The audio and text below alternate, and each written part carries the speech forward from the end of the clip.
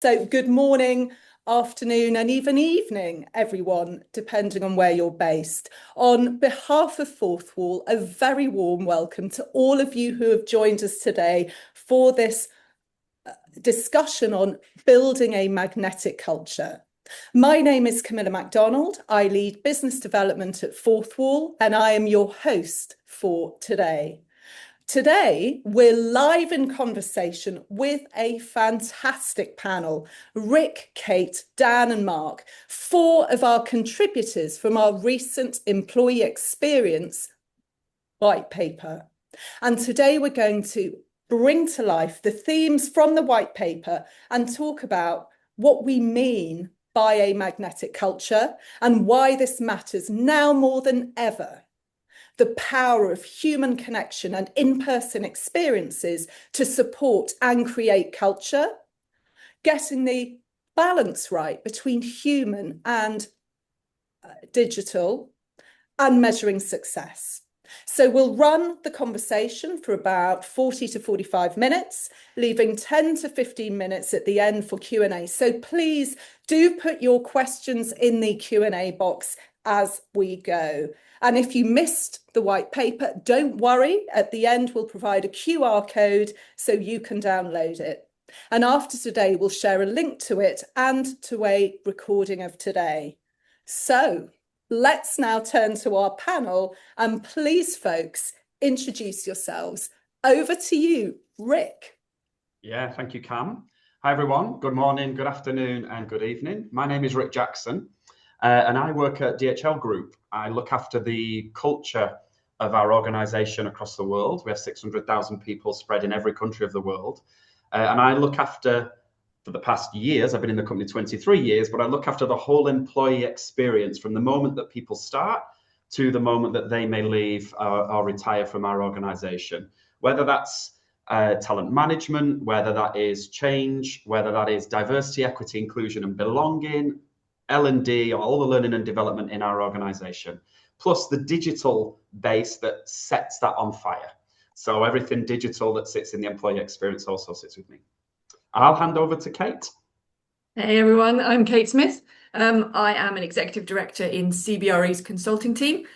So those who don't know CBRE, we are the world's largest commercial real estate and investment firm with 130,000 colleagues. I have 28 years experience in helping a whole range of organisations solve complicated real estate and business challenges. I'm also the exec sponsor of CBRE's Proud Network and the UK co-chair of the non-profit organisation 50/50 Women on Boards. So I am passionate about inclusive workplaces, which I believe is foundational for building a magnetic culture. Dan. Hi everyone, I'm Dan Savory. I have the pleasure of leading employer brand and talent marketing at Lloyds Banking Group. I've been at Lloyds over 7 years now, and in the space I work in EVP and employer branding for around 6. My passion is with EVP and employer branding, creating standout comms for colleagues and candidates all around. Absolutely delighted to be with you today and sharing my experience. And hello and welcome everyone. I'm Mark Griffiths, founder and CEO at Fourth Wall. At Fourth Wall, we specialise in creating sort of unforgettable experiences that engage, inspire and connect with audiences to leave a lasting impact. And you hear a lot today about the sort of the power of human connection. Our vision is to build a world where people and businesses realise that true power.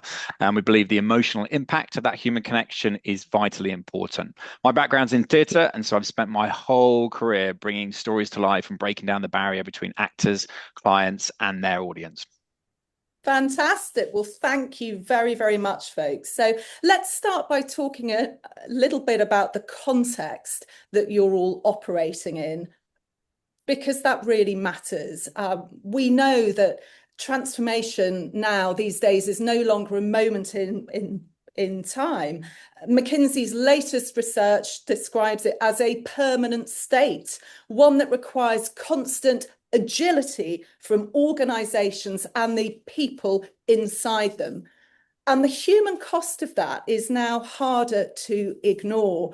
Gallup's State of the Global Workplace report published this year found that global employee engagement had dropped to just 20% last year. That's the lowest it's been since 2020. That's not a blip. And the estimated productivity cost is $10 trillion. So when we talk about culture, experience, and how people show up at work, these numbers are the backdrop. Rick, I'd love to start with you. What does that global picture look like from where you are at DHL, and what does it mean for your people? Well, that's a big question, that, Cam. And actually, those statistics, I've just been thinking about them. Actually, I didn't really think about it before now. But the global engagement has dropped to 20%. That's low. I mean, I'm very lucky to say that in DHL that we're in the high 80s and even in some countries in the 90s. But the context of the world we're operating is totally changing, as you've said, and that's exactly what you've just sort of pointed out to everybody. The world is changing massively. And no more time than it is today. And I know we'll probably touch on this over the course of the call, but I think one thing that the humans are the same. Humans' wants and needs are the same across the world. So I said at the beginning, we're in every single country of the world, and we have a group strategy that very much aligns and links and connects everybody across the world. It doesn't matter where they live or what they do in their role. It connects them across what we expect as a company to drive the culture across the world for us. Now, we have mega trends that sit within that we're always focusing on. And one of the big things, which I think is quite relevant to note now at this point, is to say that we're looking at sort of, let's say, how the world is evolving, the evolving workforce of our business. So when we're looking at the labour market development in all the different countries, we're looking at, changing expectations of multi-generations in a workforce, of which now we have 5 generations in a workforce. But also the skills that are needed as the world's constantly shifting. What skills do we need in the next 3, 4, 5 years? That's the context of today for us as a company. And it's different in every single country of the world. And I suppose that's the sort of joy and the challenge of being in such a global world, global marketplace. Thanks, Rick. And Dan, maybe, obviously Lloyds is not completely UK orientated. You do have operations elsewhere, but just bringing it back now to sort of your context, could you talk to us a little bit about your world and how you see things? Yeah, sure. So Rick's obviously brought to life the wider context there, but Lloyds itself is going through a huge transformation. So we are evolving from a heritage bank, financial services organisation, to something that's digital first and focused on impact, pace, and long-term growth. We're also facing challenges in terms of competing with fintechs and economic challenges there as well. But I think there's a digital transformation, but there's also the people transformation. So transformation for us isn't just about tech or systems. It's about how we transform for our people. So how we work, how we collaborate, and how we make the best conditions to work for our people. And we feel that is best done through a hybrid model as well, which we shifted to post-pandemic. Bringing together that flexibility of remote working with the value of in-person collaboration as well. So, and I feel like we've struck that balance. Great. Kate, what about you? Well, I think a lot has been said about we have never been in more uncertain times. I think we do categorize this as now permacrisis. It is a state of permacrisis, and that speed and pace of change is just phenomenal. If I think about my career, yes, I was always updating my skills and thinking about how I grow to the next level. But the change now about how quickly I have to adopt new skills, work in a totally different way. This month I have been vibe coding with Claude, and I've built the most amazing tools that I never thought I would be doing personally. That is really energizing for me, that rapid change, the constant need to reinvent, but it also takes focus and capacity from across the colleague base. I think it's really interesting to look at trust dynamics as well. If people haven't looked at the Edelman Trust Barometer, is a really good piece of annual research, which shows really that there is an all-time low trust in governments, in institutions around the world. But actually people are looking to their employers increasingly to kind of fill that trust void and the trust gap. So you've got really rapidly evolving sort of boundaries and expectations around what people want from their employers.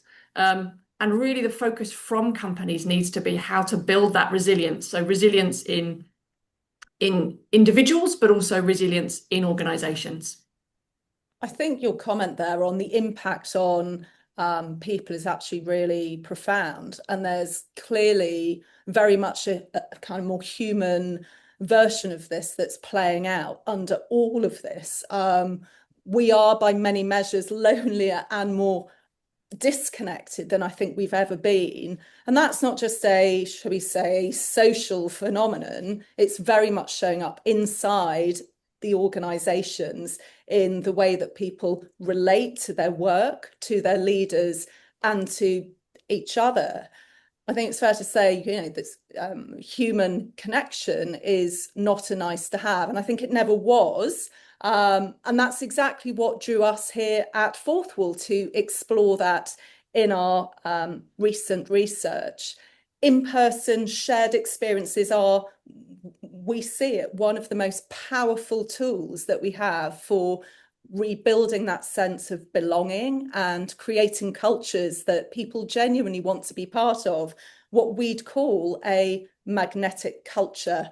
So I'd love to move us now from the why to the what. So perhaps Dan, if we come to you first, in your world, what does a magnetic culture really look like?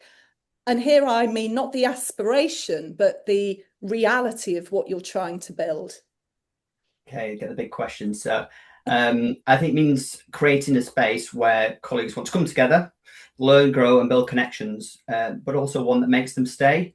An employee experience is absolutely central to that, and is central to what we do at Lloyds Banking Group. We here have teams that do that day to day, and look at how we can bring together colleagues divisionally, group wide, but also at a local level. And we've got some sort of examples of that here. So back in March, we had our Customer Heroes event, which is a big annual recognition event for our colleagues. In-person event in London, dinner, awards, after party, and just a fantastic event to celebrate our people.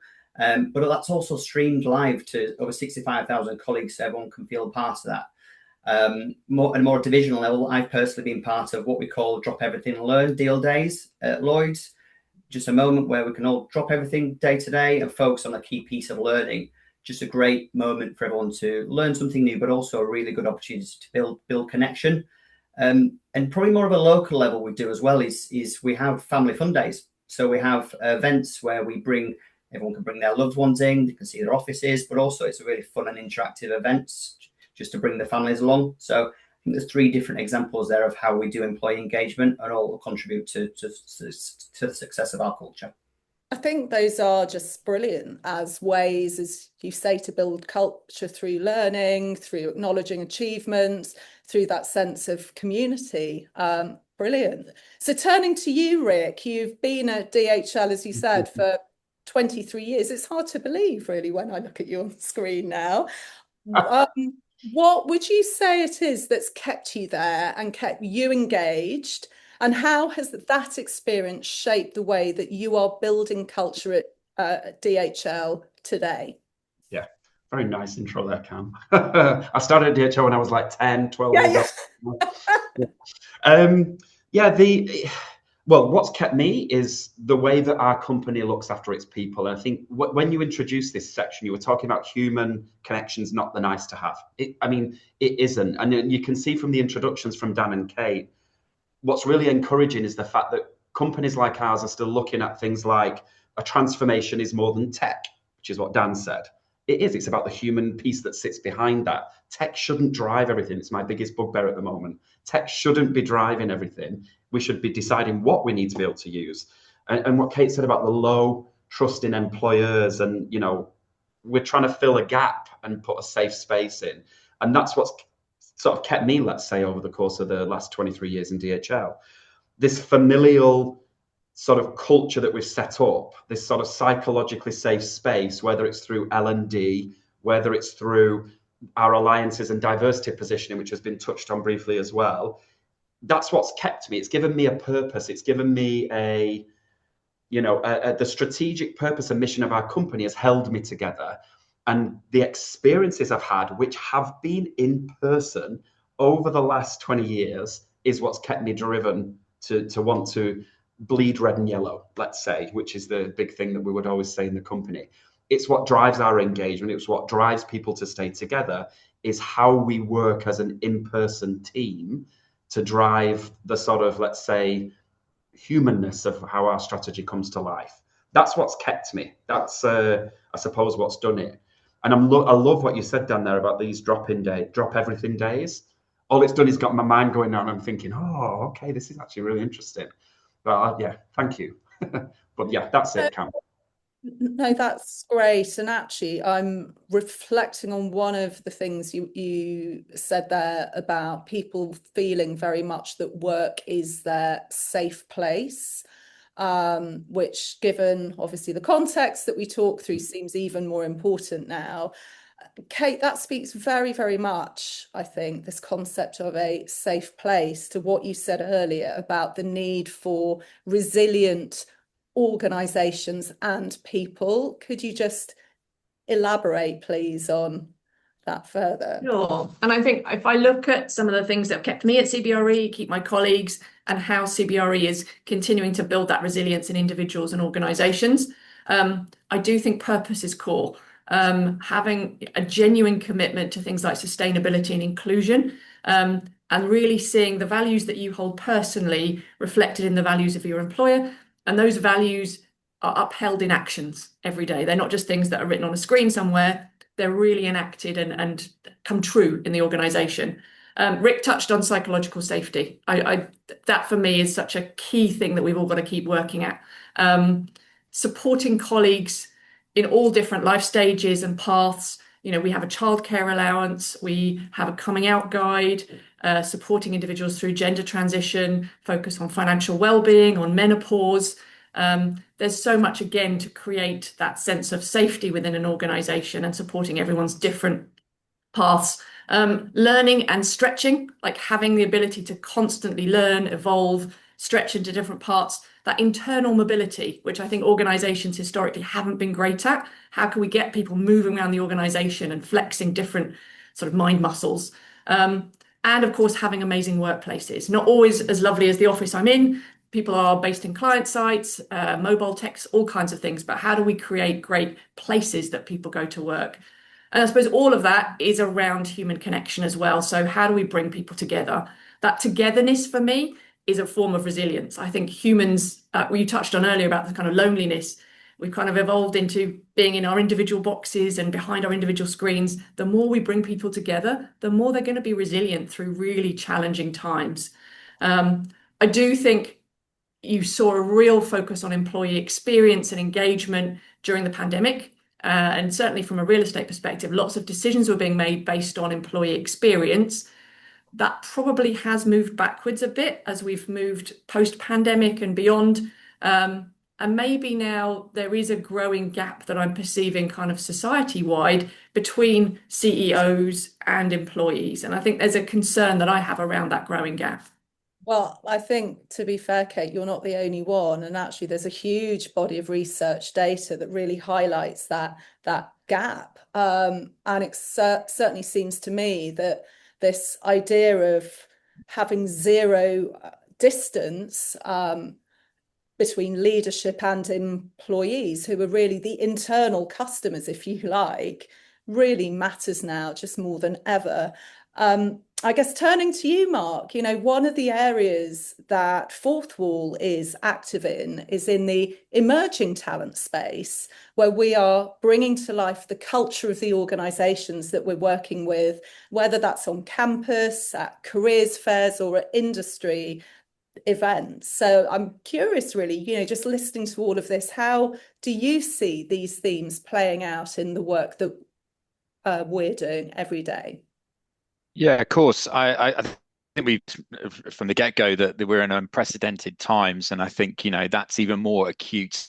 Or trying to sort of start your life journey, start your career, and I think what we're seeing so much is that current generation that's coming out of university or coming out of schools into the apprenticeship scene has seen unprecedented changes in their development. They've gone through a heck of a lot, and traditional education's really sort of struggling to keep pace with failing in part to adequately prepare sort of individuals for that rapid, in part because, you know, the world of work is still rapidly changing as we kind of see it. Listening to a podcast the other day that was saying that the tech businesses are using probably need to be evaluated every 3 months. If you look at that within a huge organization, that is huge, and that's not going to change. So again, the skills that people are bringing in to those businesses is absolutely critical, and those human connections, as we talked about. But I think what we're intrinsically seeing with our clients is very much that future talent. They're trying to recognize, I guess, the transferability of those existing skills. So again, what skills can you bring to bear, but also how resilient those skills are, I guess, how you can the organization. So recruiting into those roles, but recruiting those skills. And I think one of the key things as well, the clients to sort of help retain that talent, as well as sort of bring the emerging talent into their organization, is about how those continue to develop, how they can continue to learn, how they can continue to sort of evolve within the organization, and really, I suppose, how they can kind of generate that critical thinking. And what we're intrinsically hearing more and more from clients, bringing people on with that growth mindset, bring on with that critical thinking element to it, building those human connections within that whole team from the get-go when they were still leaving at university. Great. Dan, do you want to sort of come in at this point and kind of comment on how that plays out with Lloyds? Yeah, I mean, this resonates so much. I mean, given the pace of change within work and Lloyds itself, when we're looking for people, we need people that can come in, learn, unlearn, and relearn. So rather than just have those that have the neatty CVs, others can demonstrate that growth mindset and resilience, as Mark said. So we need talent that's agile, can navigate change, and has that growth mindset. And even more so in an AI-driven world, that matters a lot as the sort of the world of work is changing. So yeah, everything Mark said, I would echo that and more.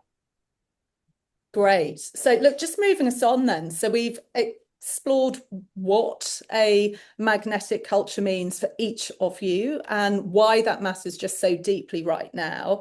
And Kate, I'd like to pick on something you said there about togetherness, for the reason that that's really at the heart of everything that we do and believe in at Fourth Wall, that when people are genuinely together, something shifts in how they relate, in how they perform, and how they feel about where they work, which really takes us neatly to the how, because it's all very well believing in the power of human connection, and we've all made the case, I hope, in a very compelling way for that so far.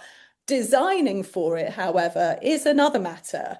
So I'd love to explore how you're actually creating and building experiences that bring people together in a meaningful way. And Kate, would you like to kick us off? Of course. And I know Dan and Mark were just talking about sort of the next gen talent, so I could have missed the opportunity to reflect on how CBRE just won our best graduate employer for our graduate scheme.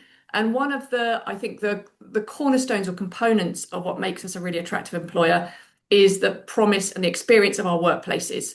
So I think it would be really great if I could spend a few minutes just talking through.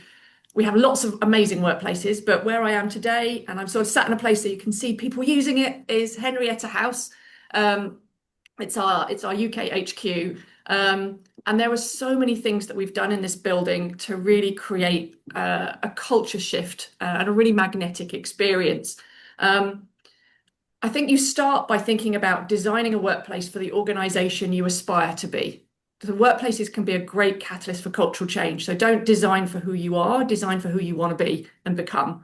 Then if I think about some of the elements here that have been really successful, building in transparency.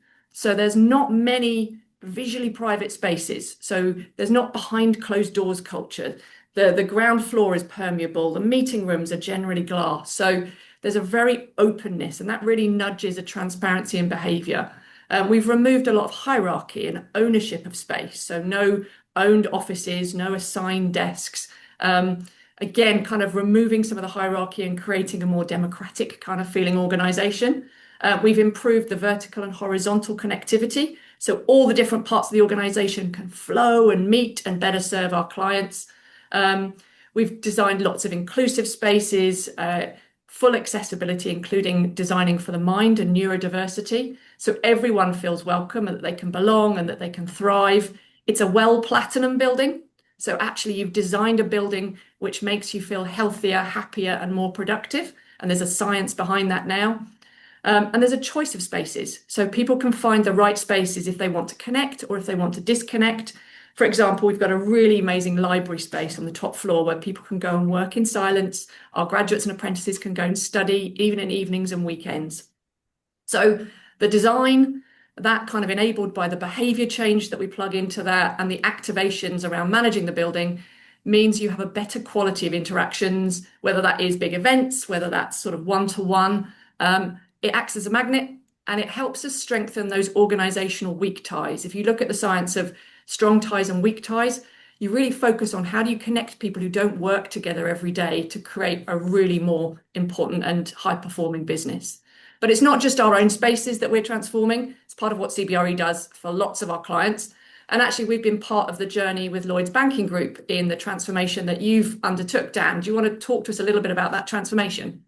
Yeah, sure. So we're going through a huge transformation of our space at the minute. I personally usually based in Wellington Place in Leeds, which is just an incredible space, and just made a bit of a change to how everyone shows up at their workspaces. So we are going through a huge journey with it. And I think from my own experience of hiring for my own team, it makes a massive difference to the stories you can tell around the spaces you work in, but also from an employer brand point of view, my employer brand head on, being able to tell impactful stories about your spaces that are state-of-the-art, collaborative, tech-enabled, just makes a huge difference to the people you can bring into the organisation. It makes a huge difference to how our colleagues are showing up day to day. If they feel they're in an environment where they can do their best work and collaborate, then that gets the best out of them. So, yeah, we've been on a huge transformation, and I'm biased, but I'm going to say we have incredible offices that we all can be super proud of. And obviously that contributes down to, you know, the sort of messages that you're able to tell candidates and that kind of next gen talent. And Mark, you know, that must be a sort of wonderful jewel to be part of the stories that, you know, the team are out on campus telling. Do you want to just talk a little bit more about that and sort of how those through to when they join? Of course, absolutely. As Dan said, there's amazing spaces that these people, they join the organisation part of. So in a way, you want to showcase that to that future talent to make sure they're aware of it. We kind of recently part of a next gen talent onboarding event for both graduates and apprenticeships who came together for 2 days. We took over a sort of a warehouse space. We kind of created, it was a chance for obviously not only to hear from senior management, but to start to network with them. But again, it's about sort of, to a lesser extent, to a certain extent, when we're working in that temporary world, but it's about sort of trying to see that space that people are going to want to learn over these 2 days. They're going to really get the core message. They're going to really understand it. Live DJs, very nuggets of information to kind of create that boring culture, and people can kind of move around that space and take that information on. So what was is, as I mentioned, a chance to network with their peers. But one of the key things elements sits around the ability sort of for each of the business areas to showcase what they do. And we kind of created this interactive exhibition gamification out each of those new candidates come into the organization to really get a feel of all the different elements that they would be joining and where and when.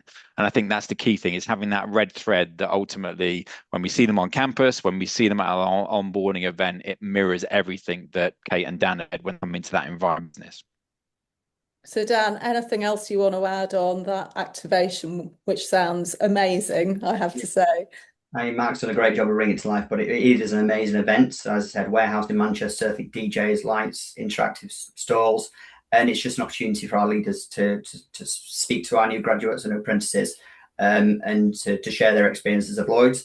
But I think the most important thing here is it's a way of our next gen talent coming in and getting a feel for the vibe of the type of organisation we are, and that we want them to be as bold in their journey as the experience they are feeling on that day. So it's not a traditional stuffy bank anymore. It's an organisation that's moving at pace in a digital world, and we really want them to feel that. So it's a way to start them with a bang in their LBG journey, and it does a great job of that. Brilliant. So Rick, would love to hear from you now in terms of any examples that you can share of where you think you do this very well in terms of that connection and personal connection. Yeah, I could talk about this for the next 30 minutes and finish the call off if I'm honest with you. But I suppose that's one of the joys of being in a company that you can pick examples from all over the world. Firstly, I'm just trying to work out how I can get a DHL office set up in Henrietta House. That's the first thing. We have a client lounge. You're very welcome. Okay, thank you, Kate. Yeah, I mean, there's many examples that we can use that I can sort of go with you on with this. I mean, we have our Employee of the Year events where we take people away on holiday for a couple of days in all the regions of the world when they've done extraordinary things to live our values as a company. We have football championships in every country of the world that come together and do regional, like the European Cup or the America's Cup, and that type of thing. But I think there's two big ones here. One is more around, let's say, our L&D space and around what we do, because we're very, very clear in DHL. And this, okay, sort of, let's say, had to be put on hiatus during the pandemic, as everything else was. But soon as the pandemic closed, soon as we got to the point where people could come back together, we started to sort of, let's say, pre-pandemic, have everybody in a room in the learning space so they could make that human connection as they were doing the learning onto online. As soon as we came back, we really started to start with a hybrid sort of view of that. But very quickly over the last, let's say, I'm going to say 2-3 years now, we've really started to bring everybody back together to really generate this human connection and learn together, celebrate together, and understand that sort of what we can gain from having people in the same room at the same time. And I'll give you one example from our sort of L&D space, which is around supervisors. So we have in our organization probably around just under 40,000 supervisors across the world. And arguably, when you look at this, the supervisor, when they take that role, when somebody is fortunate enough to become a supervisor, it really is their first sort of people management role probably within their career. So they'll come from one of the team to being the leader of the team in one way or another. And arguably, that's the most difficult step you will ever get when you become a manager. So you can go from a supervisor to a manager to a director to a VP to an SVP, fine. You're still just moving up the ladder, however that may be in your career. But that first step is super important. And we had a realization in DHL that isn't it isn't something that we just wanted to leave and say, we'll just give them bits of L&D and training to make sure they're okay with it.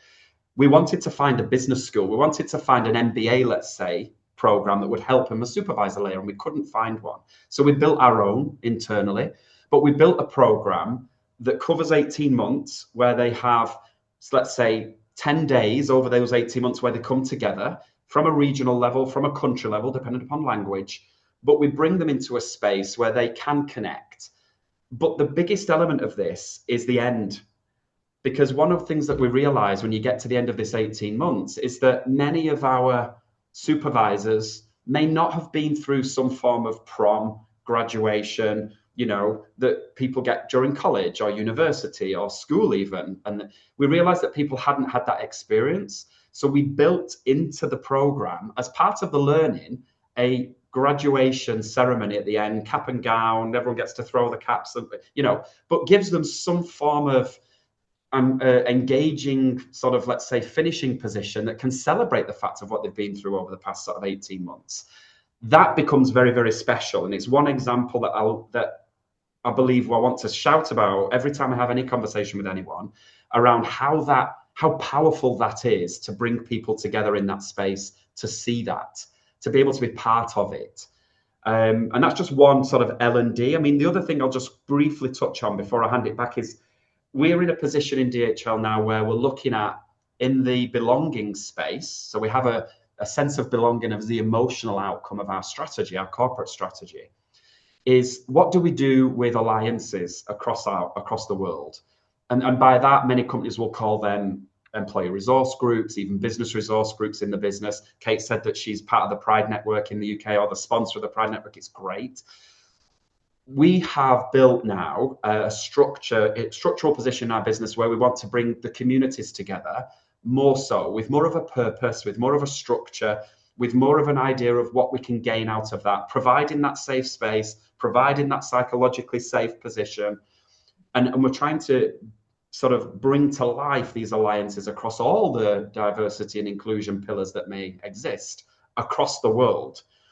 We've started in 4 or 5 countries, but we're realizing now how we can activate this across the world in different markets, where it's relevant, where dare I say it, and I can't believe I say this in these times, where it's legally allowed.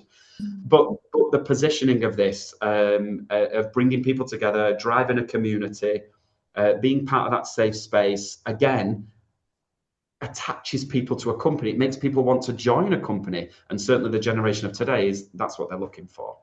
That's great, Rick. I think 2 fantastic examples of events, and then, if you like, this sort of ecosystem here. So brilliant.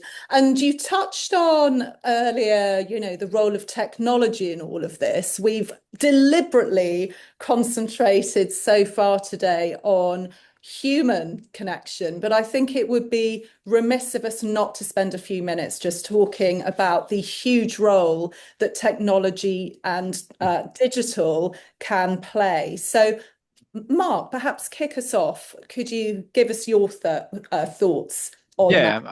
I know, like, a big USP at Fourth Wall is that ability to marry the technology with the human touch. It's really embedded throughout our whole creative process, through all our concept designs and beyond. Because we know that digital has that huge, great reach, but physical experiences, as we've talked about, that human connection has a much greater sort of emotional connection. So I guess the human connection has a much better quality outcome to land what you're trying to say. The Holy Grail is, how do we combine the two? And so we work with clients to really understand what that problem is, what they're trying to solve, what the core message is that they're trying to get across, and how we can take sort of, I guess, sometimes quite dry content and with a mixture of sort of tech gamification, sort of bring it to life. I guess one example I thought was useful pulling out was we created an escape room last year to sort of engage a whole organization with content that have been struggling to land effectively through just sort of digital methods alone. So we built a space in their atrium of their sort of flagship offices. It sat in their atrium for sort of 6 to 8 weeks, and it was an escape room. And essentially, it was taking some sort of relatively dry content and turning it into a 45-minute experience and a challenge. And the outcome and uptake was huge. The whole experience was at 95% capacity over the 32 weeks that it was rolled out, and post-experiences surveys showed a high level of knowledge of the content after they went through that small amount of time, and again how they then engaged post on. And I think we quite often forget, I have a 4 and a 2-year-old at home.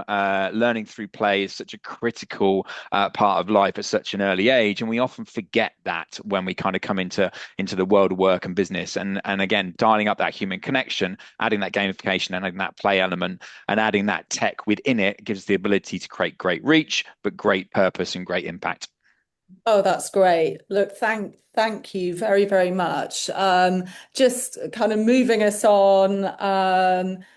Kate, could you just comment? Obviously, Mark talked there on the way that we can embed, tech and AI, digital in the actual experiences. But I'd love to hear just a couple of comments from you on how it can kind of compound reach. And I always like, sorry. I always like to look at the retail sector to inspire me on this one. If you think about retail was traditional bricks and mortar and human, the huge threat that was online shopping, and actually now how retail has emerged as this, one of my favorite words, phygital, phygital offering of physical and digital combined. But actually there's some really great data which shows that the in-person shoppers spend up to 40% more than online. So there is a deeper quality to the in-person connection, but you have to be really focused on what's the purpose of the store, what's the purpose of the in-person experience, and how does online sort of supplement and augment and compound that experience. One way we're using digital at the moment, which is a really exciting development I'm working with a client on, is activating personas. So we all have kind of pen portraits and personas of different people that work in our organizations. We've now built a Gen AI tool, so you can actually interact with the personas and you can do UX testing with them. So you can actually check a change, put a communication, and test how the different persona groups. It does not remove the need to engage with people or to listen, but it augments it and gives us some different, richer data sets and insights. And just lastly on this topic, Dan, in our preparation for today, you've talked about the one show style use of technology. Please, could you share more on that? Yeah, sure. So I think at Lloyds, I think personally, I feel like we've struck the right balance between virtual and sort of human. Just because of our size and scale, it's simply not possible to have everything in person. So when we design virtual events, we have that engagement and interactivity in mind. So we've got a recording studio in London, and it is, when we have some of our virtual events, it is like watching the one show. It's fantastic, but it's designed with engagement in mind. Another example, we have biannual event with our CEO who talks to the group through the virtual means. But we use a platform called Slido, so our colleagues can ask a question, they can upvote questions, and just makes them feel part of that virtual experience. So I think the important thing here is that we purposefully designed those virtual experiences for maximum engagement. And like I said, I feel like we've struck that balance quite well. Great. So look, I think just lastly, moving on to the very important question of the impact of all of these amazing things that you've been talking through, and how you measure success. So Kate, I'd love to come back to you first with the example that you gave of your incredible building. Could you just talk to how you've looked at the impact and obviously the ROI? Yeah, and we actually do quite a lot of work with different organizations to quantify that ROI of experience and investing in experience so that you can actually have great data to underpin business cases to do that investment. But we've measured the impact of Henrietta House. I suppose a visible one, we have consistently high occupancy. We're in what we call the Goldilocks zone, the just right zone of sort of 60 to 80%. If it's any quieter and it's a bit of a ghost town, if it's too busy, it's too busy. So we've got the occupancy just right. And that's not through mandating, that's through magnetizing and creating a place where people want to be. We have improved HR metrics around attrition rates, speed to hire, sickness absence. We do have a lot around employee engagement. We've seen a step change, a real tangible step change in sense of belonging, but we even survey people on thermal comfort, and actually they feel comfortable in the temperature, which as a woman, I have never done in an office before. And we're also using AI sentiment analysis. So we can take passive data from things like Slack chats, Teams chats, and actually understand sentiment versus consistently survey people.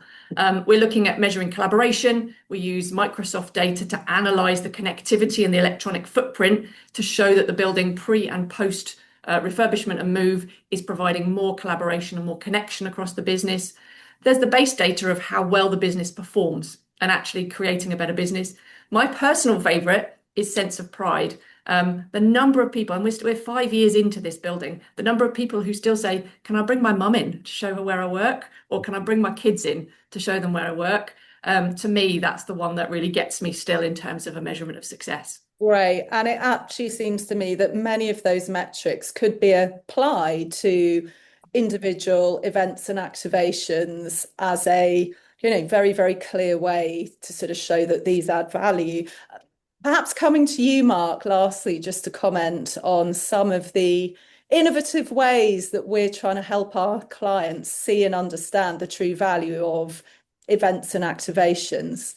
Of course. Well, Kate sort of mentioned, I guess, the retail sector and sort of how that's important. We're kind of taking technology from that sort of high-end luxury stores and we're putting it into our events. We're using AI sensor technology to kind of start to, I guess, give us really, really clear metrics around how the audience is engaging over a 6 or 7 hour period. It's able to give us dwell times. It's able to give us engagement levels. It's able to give us those diversity metrics. It's able to give us sentiment analysis from that point of view within that sort of short time frame. And so instead of sort of getting to the end of a day of an event and kind of going, well, we kind of think people liked it or the survey said X, we can actually show that real-time data all the way through, which then leads into conversations in the debrief about how we improve it for next time. How do we continue to evolve this to get the best, I guess, out of what we're trying to achieve in such a short time frame? Great. Wow. Well, look, we've covered an awful lot of ground today, and we are going to move into Q&A in just a moment. But I'd just like to sort of round things out and just say, listening to all of this, there are sort of three things for me that really stood out. I think the first one is just really the business imperative around human connection and culture. The environment is not likely to change, or certainly not anytime soon, but it's how we adapt that can change. And the imperative from everything you've said is really clear, as are the measurable ways that in person can have impact. I think next, the innovative ways that you're each using a blend of human and tech. It's not either or, it's and, not only in the experiences themselves, but also in the way you can use technology to amplify impact and reach. And I'm noting here as an example, Rick, that actually at DHL, that incredible graduation ceremony, you don't just have people in person, but you told us that that is actually streamed to all of their families, which must be an incredibly emotional and just fabulous thing to obviously offer. And I guess lastly, these experiences clearly do not happen by accident. They are purposeful, intentional, and heavily designed with the individual, the customer, at the very heart. So before we go into Q&A, and please, I've seen some questions come in, but if you have any more burning questions, please add them into the Q&A box. But just prior to going to that, we're just going to pull up the QR code for those of you who would like to download the white paper, which digs into more of these topics.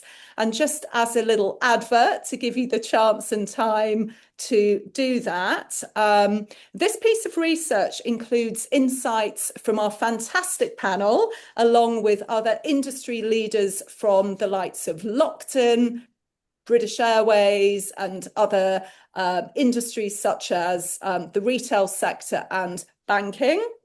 And in this, we expand on the transformation and people challenge and business outcomes that in-person experiences can drive. We cover how purposeful, well-designed experiences are built around 6 layers of connections. Some of those we've mentioned today, and we offer insights as to the future of in-person. So hopefully now you've all had an opportunity to download the code and to sort of get to the white paper, and you've hopefully got your questions in, and we have a couple there. So I think without further ado, oh, here's a good one. Right. So what piece of practical advice you would give when you're struggling to get your organization to invest in initiatives that prioritize human connection and in-person experiences? So perhaps let's go to you, Mark, first. What piece of practical advice would you give? Yeah, well, I think it's clear listening today the power of human connection, how critical it is the way to shape an organization. But we understand how hard it is to get stakeholders to buy into those new initiatives or new ways of doing things. My advice would be simply to start small and involve the stakeholders from the outset. With the escape room I mentioned earlier, we launched the whole initiative with 2 competing teams of senior management. This not only created a huge buzz, created that competition within an organization, but meant that the campaign's advocates, as it moved forward through that whole 32-week run, were the senior stakeholders themselves. They were shouting about it at every step of the way, which was fundamentally a great way of sort of engaging that whole organization. That's great. And Rick, how about you? What practical advice? I'd bring it one even step before where Mark started there. I'd tie it, the reasoning and the reason and the business case and the ROI to that based on the strategy that you've got. Every company has a strategy, doesn't matter how big it is, how small it is, every company has one. If you can tie it to the strategy and the sort of purpose of the business and what you want to get out of the business, then you've got more of the in. If you can show the result of that and the ROI on it, then you've probably got more chance of getting the investment.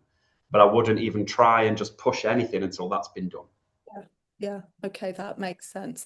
Right, moving us on, actually, there's a very good question here, which is on the whole topic of return to workplace, office. Interestingly, this was a theme which really came out very, very heavily in the interviews that we did for the recent piece of research. So, question here. So how have you implemented support for line managers to manage and motivate frustrated employees not wanting to come back to the office after working remotely? We've moved to 2 days a week in the office and are seeing some negative reviews on review platforms, some positive ones too. I mean, Kate, maybe this is a good one for I was going to put my hand up. Yes, please. Please, please. Okay, first of all, I think clarity is probably key, and I really like the phrase clarity is kindness. People need to know what to expect and what's expected of them. And before you communicate, ideally, but well, if you've already communicated, giving that real clarity to line managers so they have all the information. So which 2 days? Is it fixed? Is it team coordinated? What happens to part-time staff? Is this a contractual? All of those questions, you need to equip the line managers with really great information, particularly that question around consequences. What's going to happen if people don't do this? So a briefing guide in any implementation of hybrid working or change in mandates, we do recommend line manager training. Equipping live events so that you can bring this to life and ask questions and interact, but also provide the guide. Providing sort of frameworks for difficult conversations, because there are going to be exceptions, difficult things. But if you have a kind of an FAQ or a framework that helps managers manage difficult conversations, that kind of practical toolkit. So there's tips and things that we can all do as managers, as people who manage meetings, all different things across your organization that you could give people tips and tricks and helpful handy hints about how to manage a change in hybrid working. And then maybe some kind of forum for line managers to share what's working, if they can problem solve as a group and actually come together and learn from each other. And then that kind of psychological support for enforcement, if you are putting enforcement in place, making sure that's done consistently through the organization. And then maybe there's a right process for sort of escalations. So how do you manage if somebody is not, how does that process work? So it's much more of the how and the clarity and the process that gives line managers the confidence then to be able to consistently implement a change that the organization has designed. Great. So let's move on. And there's a really great question here about budget. And I think playing devil's advocate for the people on the call, I think it's fair to say that you're privileged to work in organisations where it may be seen that you have more budget to play with. So what happens if I don't have a lot of budget to spend on this? What is the best way for me to engage my people in person? I'll come to you, Mark, first. Yeah, I fundamentally, I guess, creative solutions don't have to be high end, they don't have to be expensive. The key thing is that they add value. People make the experience, and how you make them feel and how you break down those barriers to engage and make that sort of whole human experience quite much more engaging. An example I've got is a few years ago, we created a campaign called the Movable Feast. And essentially, we booked 3 restaurants over the course of an evening for 15 people in each restaurant. At the end of each course, 5 people moved on to the next restaurant to engage with a different set of people.